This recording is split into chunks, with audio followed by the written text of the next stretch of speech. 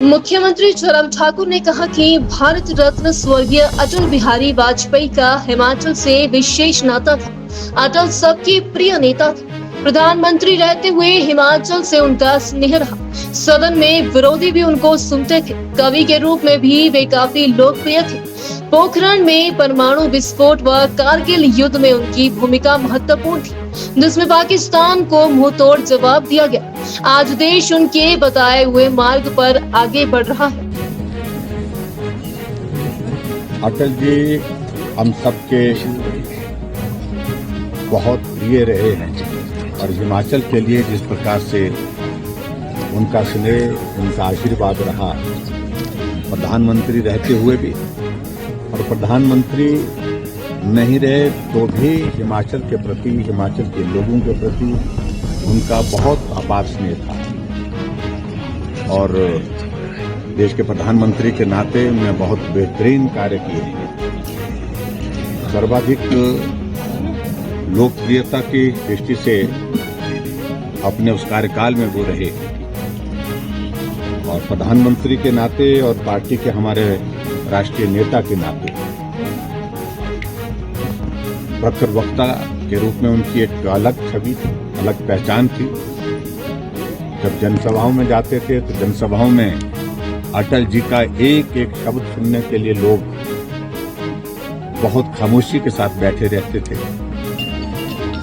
लोकसभा के अंदर जब हंगामा हो रहा होता था तो भी अटल जी जब बोलने के लिए खड़े होते थे, विपक्ष वाले चाहे कितना भी विरोध करें, लेकिन अटल जी को बात करते हुए कभी भी टोकते नहीं थे, उनकी बात को सुनते थे। इस प्रकार का नेतृत्व और खासतौर से नेतृत्व के साथ एक कवि की छवि, उनकी छवि में, उनकी सारे कामकाज में जो है वो चार चांद लगाते हैं और ऐसे में आज हमारे बीच में वो नहीं है। उनका एक बहुत बड़ा योगदान इस देश के लिए रहा है। पोखरण में परमाणु बम का विस्फोट करके अमेरिका को चौंका दिया और उसके साथ साथ में उन्होंने जब कारगिल का युद्ध हुआ तो अमेरिका प्रयास करता रहा कि पाकिस्तान के प्रधानमंत्री हमारे और पाकिस्तान के ओर से हमारे सामने आग्रह है कि हम मध्यस्थता करें। उन्होंने दो टुक शब्दों में कहा कि मध्यस्थता का सवाल ही पैदा नहीं होता, उनके कतई भी स्वीकार नहीं है। जब तक हम कारगिल की धरती, जो भारत की धरती है, उस धरती से एक एक पाकिस्तानी घुसपैठिए को मार करके नहीं गिराएं, भगाएं, तब तक के लिए कोई बात करने का सवाल ही पैदा नहीं होता।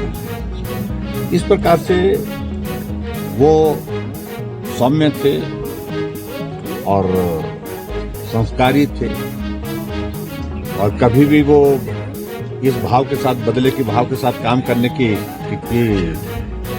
भावना रखते नहीं थे। लेकिन उसके बावजूद जब भारत के ऊपर इस प्रकार का कारगिल जैसा युद्ध जो है वो सामने आया पाकिस्तान की ओर, तो उसको मुंह तोड़ जवाब दिया।